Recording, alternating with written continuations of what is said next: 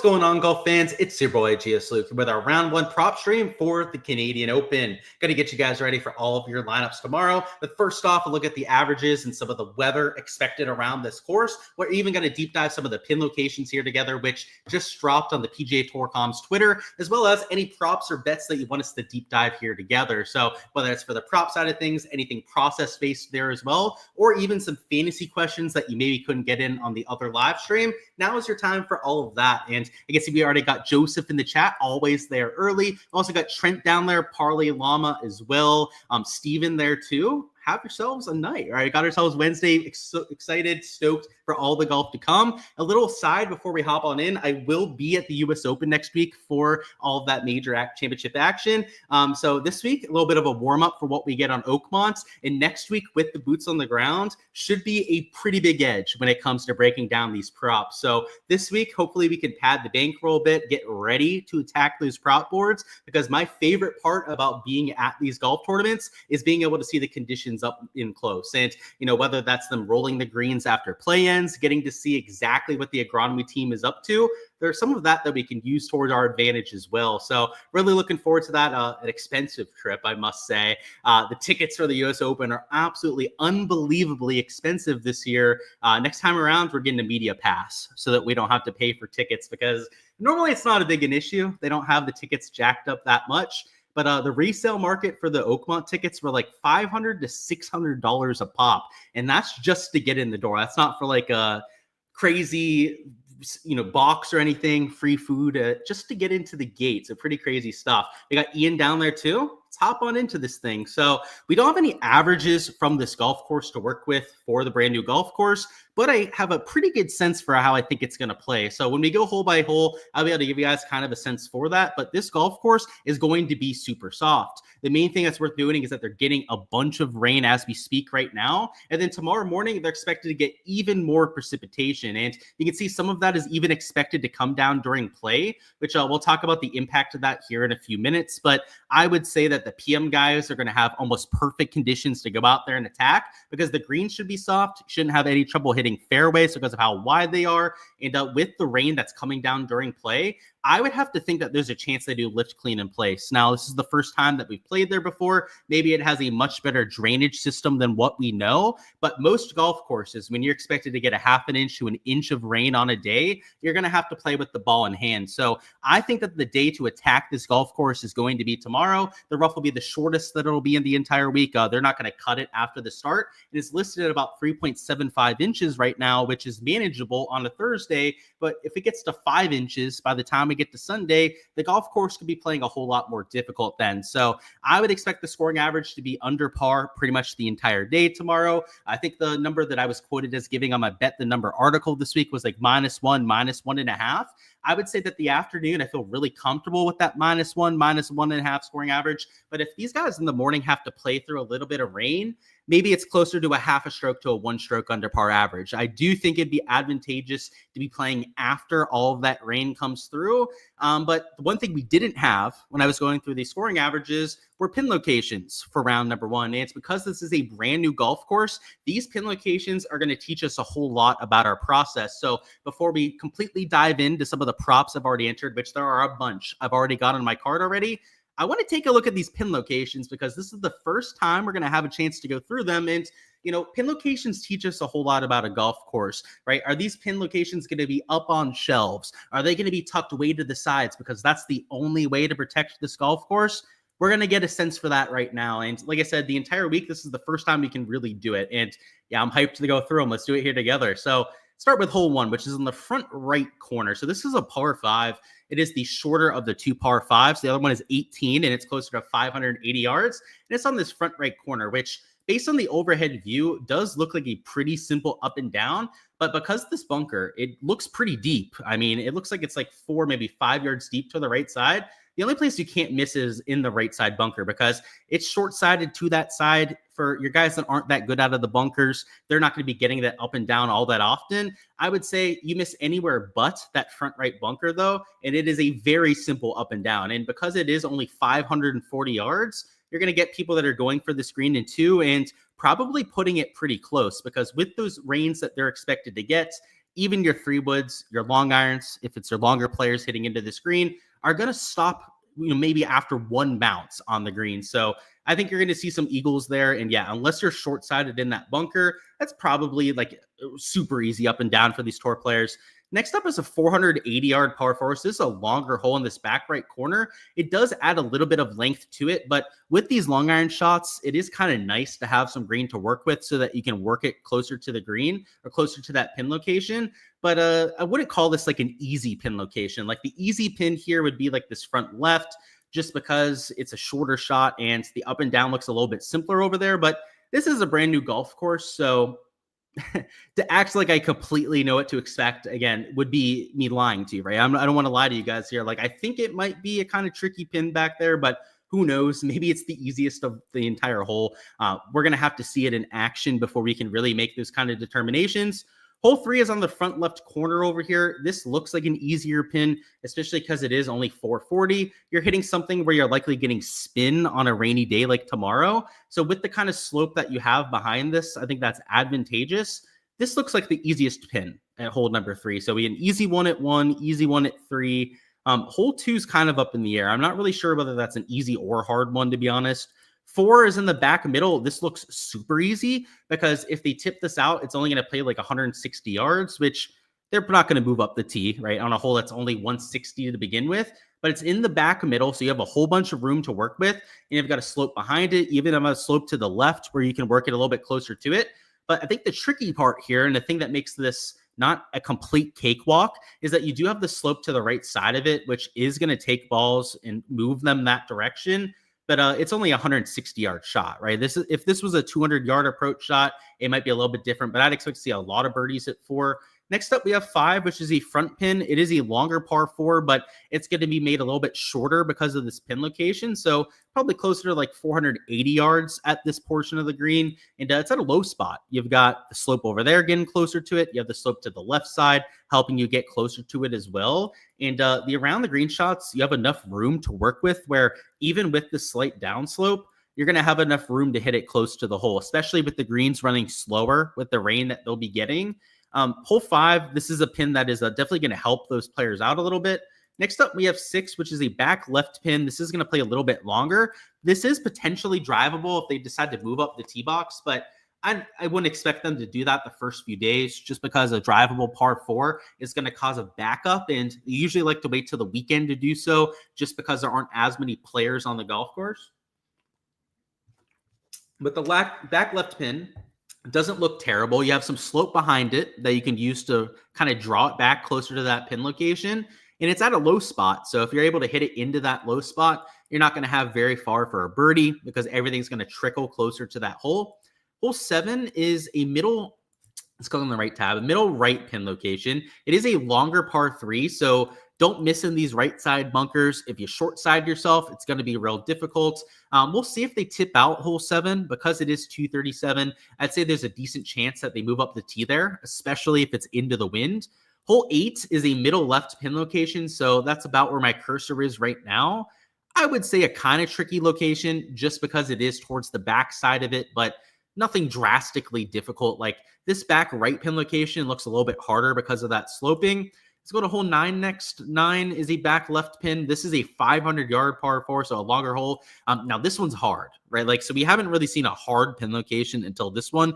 We've seen ones that are like maybe slightly tricky, and that might even be a little bit of a stretch for this first, 7, 8 holes.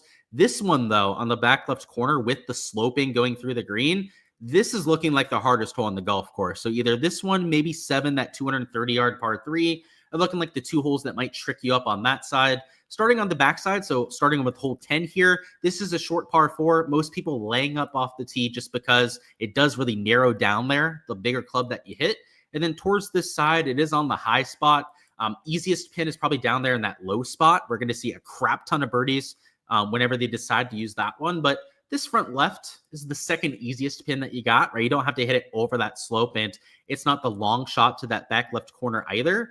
Next up, we have 11, which is in the back middle. So this is a long par 3, but it is the easiest pin location on this hole. It's in the back middle, so you have the biggest part of the green to work with in terms of left to right width, and then also some backstop to work with too. So kind of like 7. This is a longer par 3 on paper, but keep in mind that a lot of times they move up the tee boxes for the first few rounds.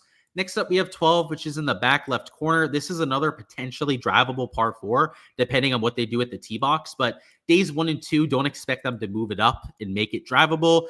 As is, it'll be a wedge par 4. And some people might get it close to the green and have a chip shot to the back corner here. But if you're hitting a full wedge shot in, it's not a gimme birdie, but you do have enough room over the slope that I think you're going to see a lot of people getting it close at 12. 13 is a front right pin. This is a longer par 4, so kind of nice to have it on the front side. It's going to make it play a little bit shorter there, and it's an easy up and down. So yeah, I mean, 9 was a brutal long par 4, but other than that, a lot of these longer, harder holes do like they've been softened up a little bit for these players. Next up is a short par 3, and this one's going to play like 125 yards, and that would be even if they tipped it out. So this is going to be a birdie bonanza hole, kind of like you had with the one that was 150 on the front side. Next up, we have 15, which is a back pin location. It is back in this back right corner, but a whole 6 paces from the side. So quite a bit of room to work with if you need to get up and down. I think you're going to see a lot of birdies there. It'll be maybe an 8, a 9 iron for a lot of players into this green, and not a lot to contend with. It's a pretty straightforward flat green. So I think even if guys are hitting it to 10, 15 feet, you're probably going to see a lot of people making putts there based on the sloping. 16 is a front left pin. So this is another longer par 4, but it's softened up a bit. It's playing towards the short side of the green and to the spot that's pretty easy to get up and down. Now, the one spot you don't want to miss at 16 would be this bunker, because if you're short-sided to that pin location, that might be the one spot where it's harder to get up and down from. And that is going to be a common miss, though. So you might want to be strategic about not hitting it there if you're a player. 17 is a middle right pin. This is another longer par 4, but these longer par 4s aren't set up as hard as they could be. Like, if they had a back middle pin here, that would be really hard at 17. This one, tricky up and down if you miss to the right side, but anywhere else towards the broad side there. And, these greens, the one thing I'll say about them is they have a lot of slope at the back side of some of these greens, but like holes like 17, you saw it with some of the other longer par 4s too. Some of them are super flat. Like there's the one little slopey area towards this left side, but like on this right side where the pin location is for round 1, I mean, it's a cakewalk. I mean, it is as flat as I've ever seen a PGA Tour green. And then finally, 18 is a middle right pin. This is a longer par 5 than what you had at 1. Easy pin, though. Middle right does give you a lot of room to attack it in 2. If you're trying to get up and down, you just don't want to miss over in this bunker, right? If you're short-sided in this bunker, it's going to be real tough. If you're in this bunker over here, you're going to have a better chance at getting it up and down. It's still a tricky shot because of the angle into that pin location, but 581, I'm kind of really curious on what the wind direction is going to look like here, because if it's downwind, you're going to see eagles with that sort of a pin location. If it's into the wind, it's not going to be all that easy for a par 5, right? 580 into the wind, playing over 600 yards could be pretty tricky, I would say, but you've got enough of those short par 4s. You got enough of the short par 3s, right? 3 out of the 4 that are attackable. That I think the scoring average is going to be half a stroke to 1 stroke under par in the morning. And then in the afternoon, 1 to maybe 1.5 under par. And it's only my best guess. Again, it's our first time seeing this course, and it is really tough to kind of narrow down these averages. But I just don't see a whole lot of penalty on this course. And, we can use 18 as a case example here. This rough, I know it's listed at like 3.75 inches, but from the overhead views, it actually didn't look that bad. The stuff you have to worry about is when you get into the natural area that is in between the holes. So as long as you're just like not missing off the planet of Earth, like you're going to be okay. And 18 is one of the few holes that even have trees on. Like if we go back to 17 here, there's trees, but they're like not really in play. Like most of the golf course is pretty wide open. That's why I don't think it's going to be a very hard golf course. Like the greens, like I know we looked at 17 green before. Let's like look at some of the other ones. Let's go to like one of like this hole, for example, right? A little bit more of a slopey green. Look how flat it is in general. Like actually, we were looking at that one before. Let's go to 14, right? I just want to find another example to kind of hammer this home. Like sure, there's a lot of slope at the very back of the green. That's the case with a lot of the greens around here. But the rest of this thing, other than this knoll to the left, and this is actually one of the greens that has more slope on it than a lot of the other ones that we've been looking at. Like 9 had slope on it too, right? We were looking at that one before too. That's the one that was bisected down the middle, that it was on that back right corner. Like these other greens just don't have that aspect to them. Like they're just so straightforward, so simple that these tour players are going to destroy this thing. And really the only other golf course where you see greens this flat is like Detroit. It's at that other Donald Ross design. It's a Detroit Country Club that they play at in a few weeks for that Rocket Mortgage Classic. That golf course has greens this flat, and they perpetually nuke this golf course off the face of the earth when it comes to the scoring. So that's why I think it's going to play under par. Just to give you guys an idea of some of the other averages, birdie average probably like 4 to 4.25. That's what I'm projecting for the field. Bogey average probably about 2.5 per round, I'd say, give or take like a quarter birdie in either direction. And then fairway and green averages, I don't have the best read on, to be honest. It's not something that we have a lot of data for. I will say at the Fortinet Championship last year, green regulation average was a hair over 12 per round, and the fairway average was 8 per round. And it wasn't nearly as soft as what's going to be here. Also, at that golf tournament, you had a much weaker field. It was for the Korn Ferry Tour, a lower tier PGA Tour event that wasn't with all the world's best players. Those sort of players on a golf course that was firmer and faster still hit 8 and 12 respectively between fairways and greens. I think that both of those are probably going to go up. Now, do we know that for sure? No, right? It's the first time we're seeing it with a PGA Tour level setup, them tipping out the golf course, maybe not making it as short as what you had for that Fortinet Championship, but it does give us a pretty decent baseline to work with. So now that we've gone through all that, the course setup, let's talk about the Underdog and Prize Picks props. So if you guys have anything you want me to deep dive, now is the time for it. We can go through some stat averages. We can go through some odds on the books to kind of contextualize where some of these projections are. And then, of course, we're also going to talk about some exposure that I'm getting to myself. So after we go through any questions that might already be down there in the chat is when we're going to build a slip or two together. And on the Bet the Number blog, we already do have a slip posted that I took for round one, but we're going to go through some other props here that we didn't mention in that blog. So even if you've already seen that, we're going to spice it up here with some other stuff. What's going on, Joseph? You said this is a great track for a U.S. Open tune-up. I agree with that. Especially the rough, right? 4-inch rough. It's not quite the 5-inch that we'll get at Oakmont, but it's a good little tune-up, as you mentioned. What's going on, Bill? Says, great to catch this live. Great to have you live in the chat. Can you tell us about Kiefer? Your optimizer keeps jamming them in. Yeah, so Kiefer played really well at that Fortinet Championship. So that was the lower level event that they had at this golf course last year, and it was after renovation. So it played, though it wasn't as wet as what we're going to have this week, it played kind of similar to what you're going to get at this event, and he finished top 5. So that would be the argument for playing him. But on the Korn Ferry Tour, he hasn't been playing his best golf. In fact, just to show you some of the stats, let me actually just bring up Data Golf real quick because I don't have stats for Kiefer on a lot of my tracking because he's not playing on the PGA Tour, but I'm pretty sure Data Golf has his stuff on the Korn Ferry. So let's see. So he's played pretty well lately. So he went T12 second on the Korn Ferry. So he's got good form on that side. You can see, though, when he's played in like big boy events, like PGA Tour level stuff, missed cut the PGA Championship. Did not qualify at Q School. He did finish 13th at the Pro Core, though, which was back in 2024, so quite a long time ago. He's a high pedigree kind of guy. He did win on the Korn Ferry Tour this year, has some course history around here, but very pricey in DraftKings. Like if you're talking about for fantasy purposes, the fact that he's at the top end of the 7K range is pretty wild, if you ask me. Am I going to Mayo's live event Saturday downtown Toronto? No, I'm not going to be up there in Toronto, man. I'm from down here in South Florida, so certainly not going to be able to make it up there. But yeah, I'll be at the U.S. Open next week, so looking forward to that. How do I feel about a Pendrith top 4 or top 10? You think being local, he's played this course, but you don't know if his recent form is what it should be. Recent form's not terrible on Pendrith, actually. He's at least still gaining strokes to the field. If you want to take the local narrative and run with it, you certainly could, but he's coming at extremely inflated ownership. In fact, it wouldn't surprise me if Pendrith was the second highest owned player on the slate, behind Rory McIlroy. So if you're okay with that and you have differentiation elsewhere in your lineup, then totally fine, right? To play somebody with that kind of ownership.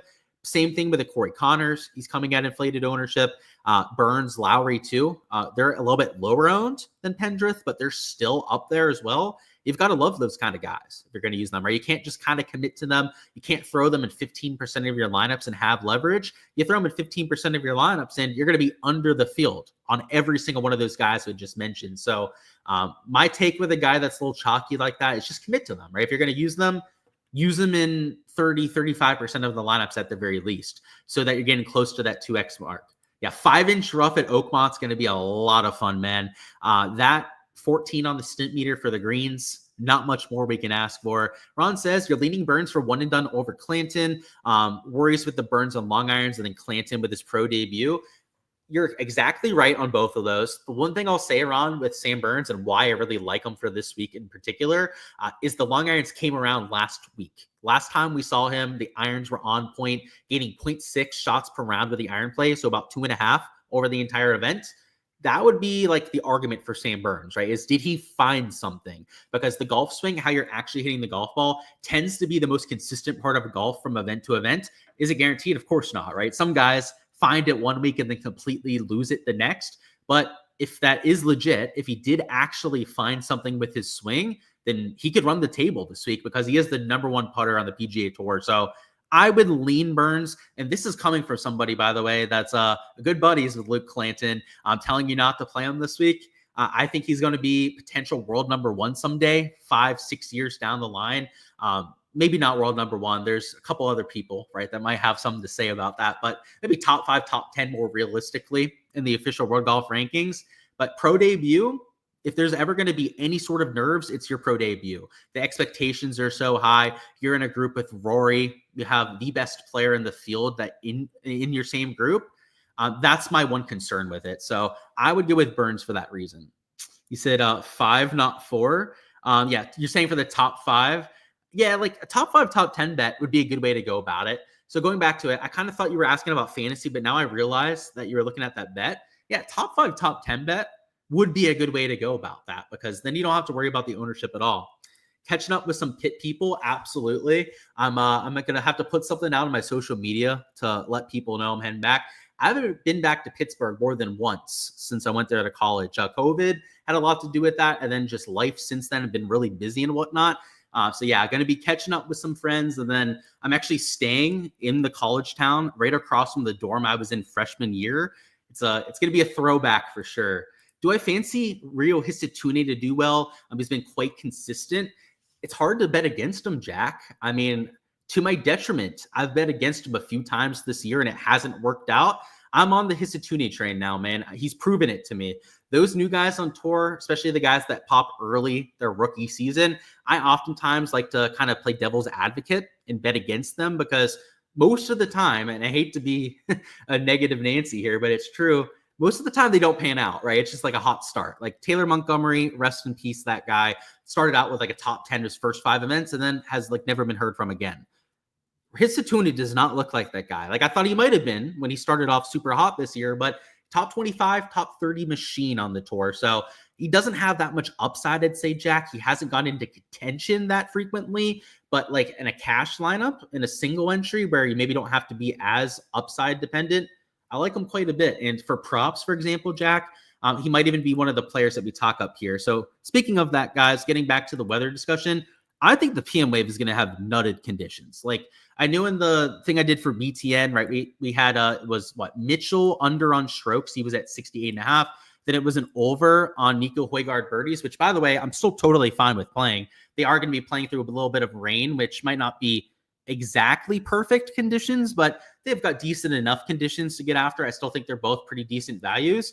But for the sake of the stuff we're going to go through now, let's attack the nutted conditions. The guys going off later have the exact sort of conditions that we're hoping for. So at Hisatune, for example, if we go over to the scoring aspect, go to bogey avoidance, he's top 10 this year. In fact, he's number 10 on the tour when it comes to bogey avoidance. If I think the average for the field is going to be about 2.5 bogeys or worse, a guy who's top 10 on the tour in the category is obviously somebody that would project under that sort of number. And you got to remember, that's on the tour, right? That's not in the field. In the field, he's top 5 when it comes to bogey avoidance. And he's got the later tee time. I know it says 7:40 here, but you go down here, you'll see he's at a 1:17 p.m. tee time, which is after a lot of that rain is expected to come through. And we don't have confirmation on this yet, but if it ends up being lift clean in place, the bogey average might be like 2 per round, because the one thing that really changes when you have ball in hands and you can give yourself a perfect lie around the green is guys don't make bogeys when that's the case. So I think if that happens, that this is an even better value. And if it happens, you'll probably see this whole board bump down by 0.5 for some of those PM wave players. So I'm going to take a Hisatune out, kind of hope that we get that ball in hand, which is a little bit of a gamble, but it is a gamble that I would say that I'm willing to take. And then let's find a pairing for him, because I want to make sure it's a PM wave guy just so that we can attack that aspect of it. Let me see. I had a lot of other stuff on Sleeper. So after we find a combination for Hisatune here, we'll go to the other site and enter some stuff on Sleeper because I have a lot of value that I was able to enter over there. I hope the lines are still the same. That's I guess, going to be the real question with that one. Let's see. Do you have any PM? Yes, I had some AM overs on birdies that I was mixing in primarily. But if we looked at this PM wave and we tried to focus on that side of things, like we go to like an EVR over on birdies. Højgaard's number 23 on tour in birdie or better percentage. Let's see where EVR is. EVR has not had the best year, but I have a sneaking suspicion that he's not that terrible in the category just because he is an aggressive player. But let's see. So yeah, he's number 17 on tour when it comes to birdie or better percentage. Like this could very easily be the slip that we take for these PM guys because EVR is playing fantastic golf. He's made it into the US Open qualifier. He shot like minus 13 through the 2 rounds on Monday. He also nearly won against Scotty Scheffler at the CJ Cup Byron Nelson. That was a rather impressive performance. 4 birdies, I think that's going to be about the average for the field at this sort of golf course. I'd take him for an over there. Let's go to strokes line. So on Sleeper, I was able to get him at 69.5. I have a feeling, yeah, he's at 69 over here on Prize Picks. So yeah, I guess if we were going to force in something on Prize Picks, we'd go with those two. I was looking at some birdie or better matchups, so I guess I'll point that out as well. Which one should we pick? Let's go with this one. So let's go with the Ludwig Aubert under versus Sam Burns. There were a couple birdie better matchups that I was taking for fades because I thought the matchups were a little bit too close. So let's go over here to the stats, go to scoring, bring up birdie or better percentage, which we already had up actually. So just realized that we didn't have to do that. Let's go Aubert versus Sam Burns. So Aubert, you can see this year is only number 36. Sam Burns is towards the top. He's number 11 on the PGA Tour. So Burns number 11 versus Aubert, who's only number 36. And if you take a look at this matchup, Sam Burns is getting an extra 0.5 birdies, right? That's what this 0.5 means with this 0.5 birdie better matchup. And when he's the player that's the opponent, Sam Burns that is, and he's the guy who's making more birdies this year, you can see why I'd be on that side. Because not only do I think he should be favored over somebody like a Ludwig Aubert, he's getting the extra birdie on top of that. So that's why I was taking that sort of an under. There's another matchup on the board where you could say almost the same exact thing about it. And that's why I was taking that under. And I guess I'll just point it out. It was a Luke Clanton under at the 0.5 birdie or better matchup. I already mentioned the nerves with Clanton, but if we go back to this birdie list, Nicholas Norgard Muller is the number 5 birdie maker on tour. I mean, of everyone out there, he's number 5 in this field. He's the number 1 birdie maker of anyone who's actually teeing it up. So, number 1 birdie maker shouldn't be getting an extra 0.5 birdies per round. That is blasphemous. It makes absolutely no sense. Right? If he even ties Luke Clanton for birdies, he ends up getting the full win there, which is why some of these unders with these 0.5 matchups can be absolute gold. I normally only enter them when I'm getting the 0.5 and the player that's getting the 0.5 is also the better birdie maker, but both of these matchups qualified for that sort of thing. So for the sake of this EVR one, because this wasn't a prop I actually entered quite yet, I did take his under at 69.5 strokes. Let's go with this is the slip that we're going to take. It'll be the Hisatune under and then these 2 unders on birdie or better matchups. And the reason why we make it a 3-leg slip this time as opposed to 2-man like we've been doing a lot of times is they're paying 6x now for 3-leg slips. So they're making it a little bit better with the payouts, matching what you have on Underdog and some of the other prop sites around the industry, which is probably because of people pressuring them to do so after not having the best payout structure, which for the 6x payout, I thought was worth entering. And if one of these birdie or better matchups maybe doesn't suit your fancy, then you could take them out and still get a 3x payout there. So personally, my favorite would be these 2 just because I really, really like Sam Burns at this golf tournament. Sam Burns already making a ton of birdies, but now has the iron play trending in the right direction. But that'll be what we take there on the Prize Pick side. And on this point on Underdog, I have not entered anything. Underdog, the reason for that, now there's almost no reason to want to play over here. The reason for playing Underdog before was the payout structure being a little bit more favorable than Prize Picks. Now there's no reason to do so because Underdog gives a multipliers on every single prop, which makes the board useless unless the odds end up shifting super quickly and you can catch the multipliers in the wrong direction. There's almost no reason to play an Underdog at this point. Not only do they have the multipliers, which screw you on the payouts in almost every single spot, but they also just bump everything to shit. Like if I put out props in Underdog, they'll bump almost instantly. Prize Picks, is a little bit less bump heavy. Like they'll leave stuff up for at least a half an hour to an hour most times before they end up completely ripping it off the board. And, if they're going to have a more respectable business model, they're not going to be out there completely screwing touts like myself when it comes to putting out content, then, I'm going to play on that site more often. That's not completely screwing over their customers. So, and I know Underdog and Prize Picks, their lines makers, watch this. Prize Picks, pat yourself on the back. You have gotten your shit together over the last few years. You're not being complete idiots about a lot of the stuff that you do, like you used to sometimes. Hey, we're all idiots at times, so we'll get past that. But Underdog, on the other hand, you guys are getting worse and worse as time goes on. You're just bump heavy. You're putting multipliers on every single prop. I know that you want to have a very good board. You want to suck out as much value as humanly possible. But people like myself that are sharps that care about the value that we're entering have no incentive to play on your site. So sure, you might get the casuals that are playing on it, but you're not going to get people like myself endorsing playing on your site when you're posting terrible boards like this. Like, for example, like they copy what their new thing now, by the way, that Underdog does is that anyone on Prize Picks that's at an even number, so let's say like 69 strokes, for example, gets put at 68.5 or at 69.5, and then they put a 0.88x multiplier on it. Like, it's just so useless. Like, no one wants to have to play with the 0.5 discrepancies with these multipliers unless there's like massive value on the board and that multiplier ends up becoming useful. Like, sure, there could be spots where that's the case, but as is, like if you want to follow the juice or take the direction that most people probably want to play on a 0.5 discrepancy, I mean, let's look at that. You take two of them together, you get a 2x payout for those two. Is it worth going from a 3x to a 2x payout just for the 0.5? Like, absolutely fucking not. Like, if you do think it's worth playing, then I'll show you the numbers if I have to, but it's trust me, you don't want to be playing for a plus 109 parlay with two people. And that's essentially what it is, right? 2.09x payout is not 2.09x on top of what you put in. That's the total payout that you're getting back. So if you're getting a 2.09x payout, it's like a plus 109 parlay that you're entering with two legs, which for anything that's even close to a 50-50 prop is an absolute scam. Hence why even with that 0.5 discrepancy, it is just like, it's so dumb. It's unplayable, in my opinion, to play on a site like that. So that's why you're going to see us focusing on Prize Picks a whole lot more. The other thing I want to do is go through the Sleeper board, which Sleeper has their issues with bumping themselves, but their board in general was very, very good. They had advantageous lines compared to a lot of these other sites. I guess there's a terms of service update over there. So let's do that real quick. And let's take a look at their board. They're constantly moving stuff around, but if you guys don't already have the site, I'd highly recommend downloading it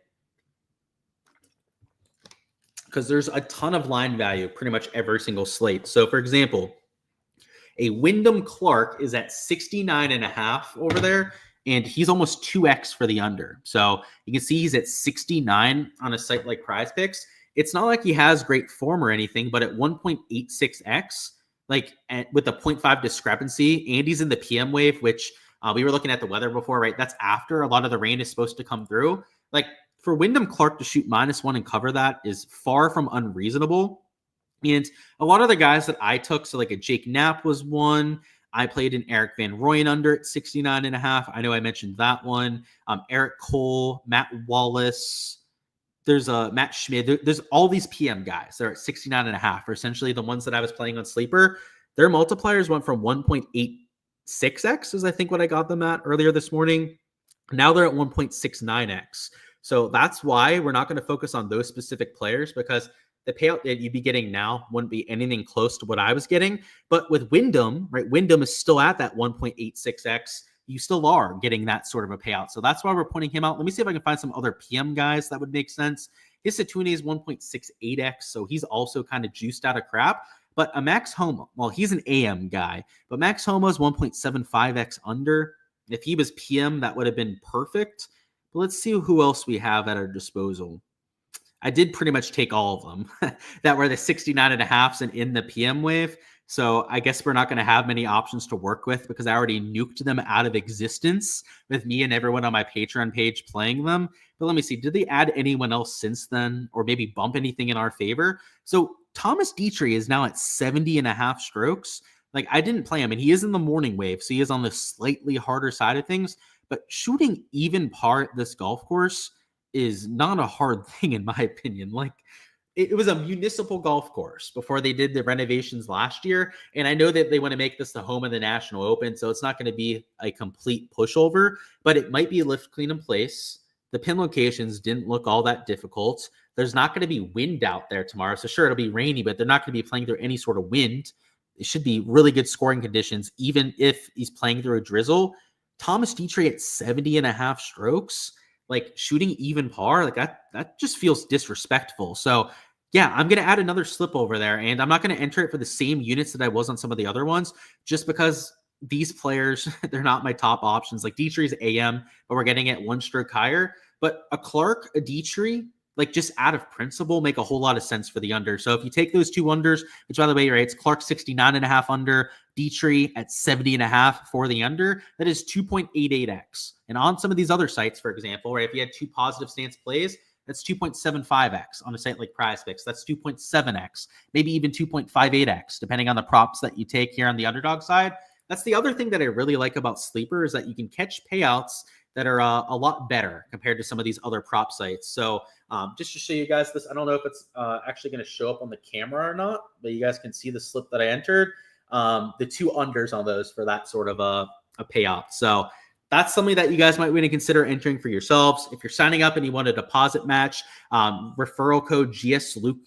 Let me see if it's Gsluke or Gsluke DFS. You might want to try both of them. I think it's just Gsluke. Will get you that sort of a deposit match. I would check it out. Their site has the softest lines that I've ever seen when it comes to the prop space. And like Underdog, for example, like they're just becoming a dead site at this point. Impossible to want to play with all these multipliers. PrizePicks still coming along doing their thing, but I mean, even they have their problems at some points too. The one thing I do like with how they changed those payouts, by the way, is that you can make 4, even 5 like flexes again after they changed up the payouts that are a lot better than what they were for before. So, for example, on my Patreon page, I usually see a lot of 2-man slips from me, and a lot of the stuff that I'm doing for round 1, you've got some 3 and 4 leg slips now that I'm entering for the first day of action because of the kind of changes they made with the payouts. So bye Underdog. Not going to play you guys until you figure out how to fix your site and those kind of multipliers. It's going to be a whole lot of PrizePicks for the next few days. So that's all I've got for the prop side of things. Let me know if there's any other props or bets that you guys want me to deep dive. The last thing we're going to go through here are going to be some of the matchups for round number 1. So it's let's go through some of these 3 balls. Is it 2 sums they're doing? Let's see. I forgot whether they're doing 2 sums or 3 sums. I believe it was 3 sums, right? Yeah, 3 sums off of both tees. Let's look at these round 3 balls that they've got for us. What would be the best parlay for guys to make the cuts? Well, I haven't entered any, Thor, so I don't really have anything for you. I normally only like to give advice on the things that I play myself and that you'd want to actually get advice from. And, you know, if I'm not somebody that's entering a whole lot of guys to make the cut, I probably wouldn't do that. However, Thor, I do have a tool that is really good for figuring out that sort of stuff. So 1 second here while I bring up that tool so I can show it to you. If you're trying to find to make the cut parlays and whatnot, the stuff I do for fantasy and DFS is an absolute gold mine for that. Because as you'll see on the spreadsheet that I'm about to show you right here, I have a made cut tab and I give exact percentages on whether guys are going to make the cut or not. So what you can do with this tab over here, it says H tab. This is under the DFS tier, by the way. That's how you get that from my Patreon page. Prop tier, by the way, on my Patreon page is how you get all the Underdog and PrizePicks stuff. That stuff that you're seeing here, though, is the fantasy tab, and this is the top end of it. So yeah, you can. These are the guys I'm playing, by the way. I should have shown the censored version, but I guess you guys can see the top end of the board there. But if you're somebody that's betting like to make the cut parlays, if you have a DFS membership over there, you get this tab, which is amazing. It's not just that stuff. That's great. You get the shots gain metrics so you can research all those different players, last 12 rounds, last 24 rounds, event history, recent form, all that kind of stuff. So yeah, if you're looking for to make the cut parlays, that's where I would start. It's just not something that I do a whole lot of. It's I do a lot of placement bets like top 10s, top 20s, first round leaders. Like you can see with that Harry Hall and Keith Mitchell bet towards the bottom end there. Not a whole lot of that kind of market, but I do have tools that can help you out with that if that's something that you're looking to actively research. Let's see. Hey, Luke, could you tell me about David Lipsky? So sure, he's a short player off the tee, more of an iron guy than anything, very inconsistent putter. In fact, he'd probably admit that that's the weakness of his game. But at a golf course like this, he's in play because of the iron play being stellar. But there are better golf courses for him, I'd say. So he's like a 3.5, a 4 out of 10. Super cheap player. He's towards the bottom end of the odds. So in DFS and fantasy, sometimes you can use him as like a diamond in the rough in the 6K range and get away with it. But outside of fantasy, like he's not the best player to bet on. Like you're not going to get, like, unless it's a top 20, maybe a top 40 bet that you're using on a Dylan Wu, you're not going to get a bunch of those top 5, top 10s out of him. So he's more of a kill you with consistency kind of guy, can make a whole lot of birdies. That's his one big trait, but I'd stick away from him outside of those kind of markets. All right, let's take a look at the 3 balls and matchups. Any other bets you've got for me, we can still go through, but we'll circle back to those after we find a few of these to enter. And now that we do have the 3 balls, so sets of 3 to go through, we're always looking for long shots that have a much better chance than the odds would indicate. And you're not going to see me betting any favorites on these 3-ball kind of markets. I'm more so looking for players that just fit from the course fit perspective. And by the way, Grayson Sigg, he withdrew from the event, so these odds aren't correct there. Grayson Sigg, I forget who actually moved in for him. Let me double check. He's at the bottom end of my spreadsheet. Let's see. Grayson Sigg withdrew because of his wife being in labor. It's actually Zach Blair that you have in that 3-ball group. So to go back to the odds, if it's Zach Blair as the 3rd man in versus Ryder and Mark Hubbard, then maybe you take a Ryder who's got the best iron form. Him or Hubbard have the best iron form out of those 3. And because it's a drop down in talent level from Sigg, maybe it's slightly advantageous odds to take those 2, which, by the way, kind of crazy that they haven't even updated those odds yet. Like, we go back over here to the tee times. I mean, they updated it over here, right? You've got Mark Hubbard teeing off with Ryder and Zach Blair. The fact that they still have them on there is just questionable, to say the least. Let's see. We're looking for long shots. We're hunting something like plus 170 and more, ideally. I don't hate a Lee Hodges plus 190. In fact, if I can get the same number on Hard Rock, I'm going to bet that at plus 190. I don't hate that at all. Let's see. Let's go through a few others. Wise plus 260. By the way, Wise, he's even been struggling on the Corn Ferry when he's playing, so I'm going to have to stay away from that one. You got the All-Canadian group. I mean, Nick Taylor's playing some really good golf. Like, maybe that's not the worst look at plus 185, but yeah, I like the Hodges one maybe a little bit more, just because I felt he's disrespected against those other 2 players.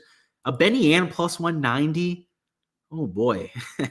Benny Ann's the best player out of this 3 long term, and he's got the longest odds. I know the form isn't as good as the other 2. Like, there's a reason why he's priced at that point, but I don't necessarily agree with that. Kurt Kitayama's been on point with the ball striking lately. Like, maybe that's even a look at plus 175.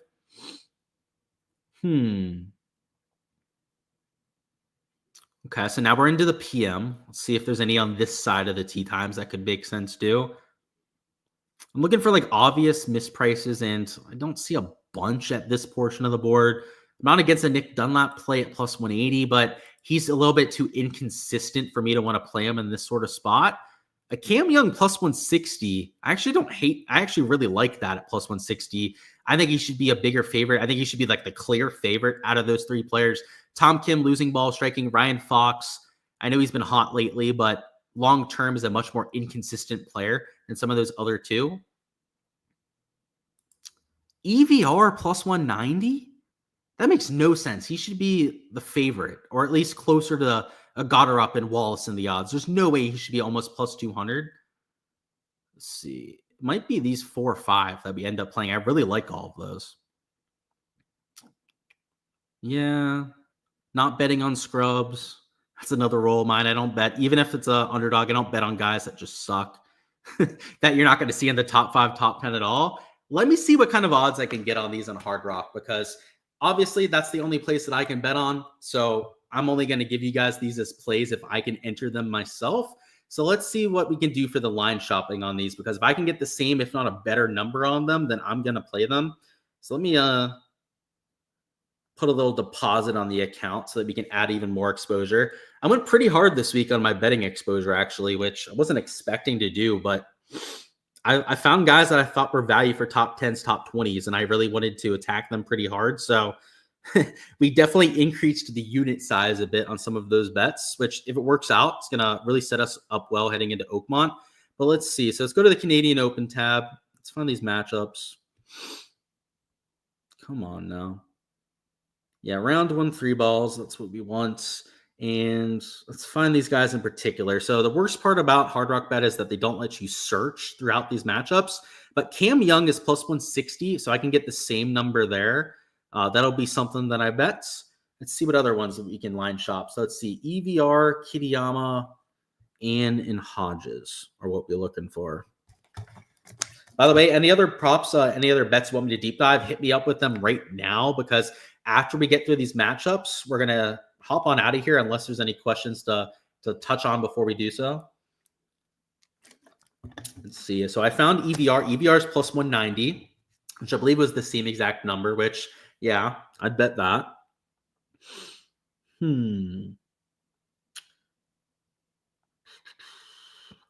Still haven't found some of the other ones yet.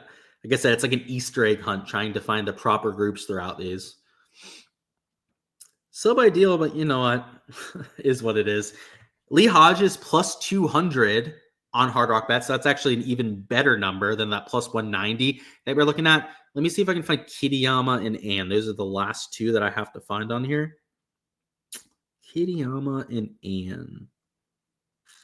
Come on. There's Kitayama. Kitayama's plus 175, so that's the same exact number. And then let's find Benny Ann. And who's he going against? He's against Dietrich and Mitchell. So there he is. Benny Ann's plus 200 as well. So a slightly better number that I can get on those other guys.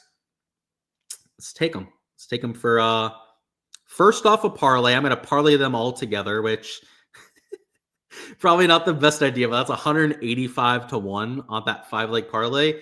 Let's put a 25 on that. That's just a shits and gigs bet. And then I'm going to go back and enter them all for singles as well out of those 5 bets. So that'll be like the main portion of my exposure for those. I only put $25 on the little parlay there. The other bets, I'm probably going to put $75 to $100 on every single one of those. So that's my process. I try and find some long shots out of those 5 bets that we've taken. If we hit on 2 of those, we're going to be into the profit. So that's the idea, right? Try and hit on 2 of those. If one of them's a plus 200, the other one's like a plus 190, plus 200, then it can end up being a really good week, or really good round number 1, I should say, for that matchup exposure. So that's what we're going to do for the first day's action when it comes to the matchup market. You guys got my thoughts when it came to these props as well. And as I was mentioning a little bit earlier too, if you guys want every single slip that I'm entering for round number 1 and for the rest of this event, you guys can find that on my Patreon page. There's a link in the description of this video to go out there and join that. But for $15 a month, we'll give you access to the golf prop tier, and on there you guys get every single slip, every single weather forecast for the golf tournament, as well as averages when we get them for rounds 2 through 4. So at this point, we're kind of flying blind. We don't have the stat averages to work with, but after round number 1, that's going to change, right? We're going to have every single average for every single category that are on these prop sites to work with. It's going to make us even better equipped to attack rounds 2 through 4. So if you guys want all of that, that is what the Patreon page is for, as per usual on these weeks. And I'm liking it. I think it was 7 slips that I entered for round number 1 already. So a bunch of exposure. And, you know, if our course read ends up being spot on, which, you know, fingers crossed that we can get that done, it could be a really good start to this week. But that's all I've got, guys. Best of luck with all the exposure that you guys are getting to, whether it's over here on the prop streets or over there on the DFS side of things as well. Love to see a few people take down some contests, grab some profit over here from these prop sites. And to have ourselves a week. But let's see if there's any last second questions. Just joined, supposed to rain overnight here. Anyone that I like for birdies or for unders on scores. So Brandon, if you go back a little bit, I talked through a whole bunch of prop stuff. So you're just joining us as we're hopping on out of here. But if you watch it on replay, yeah, we've got a whole bunch covered for you from that perspective. But yeah, I like the PM guys the most, Brandon. So if you're looking for positive stance plays, if you rewatch it, you'll get my full take on it. But after the rain happens, there's going to be a little bit of rain in the morning too. The PM guys are going to have smooth sailing, soft greens, not a whole lot of wind. Temperatures will be in the 60s, which is perfect to go out there and attack. I really like unders on strokes and overs on birdies for guys going off after like 12. So the guys on the PM side. And why did I ban you from the chat? I guess it depends on what you did, JDW. If you said something disrespectful, then I probably banned you. But frankly, I don't remember, man. It was probably something you said, but if you need unbanned, you can hit me up on Twitter. Let me know who you are, and I'll consider it. But I don't ban people for no reason. It's normally because you said something that was just troll-like, and I don't have to have the trolls around, right? I can ban you. I can send you on your way. But if it was a mistake, it could have been. I do that at times too. Just let me know, right? And we can reconsider it. But that's all I've got, guys. Best of luck with everything that you guys are doing for this weekend. And I'll see you guys for rounds 2 through 4. Rounds 2 through 4, we'll be doing the same kind of thing. So if you guys enjoyed this breakdown and everything that we went through here, subscribe so you guys don't miss anything to come. So rounds 2 through 4 will be live after play ends. Usually like an hour and a half to 2 hours after play ends is when you'll find our prop streams here on this live channel. And then for the DFS stuff, so that's fantasy on Draftkings, I do that a little bit earlier on the Ship It Nation YouTube channel. So if you guys are into all the fantasy stuff on Draftkings, make sure to follow the Ship It Nation YouTube channel for my shows for rounds 2 through 4 as well. But that's all I've got, guys. I'll catch you guys later, and let's have ourselves a week.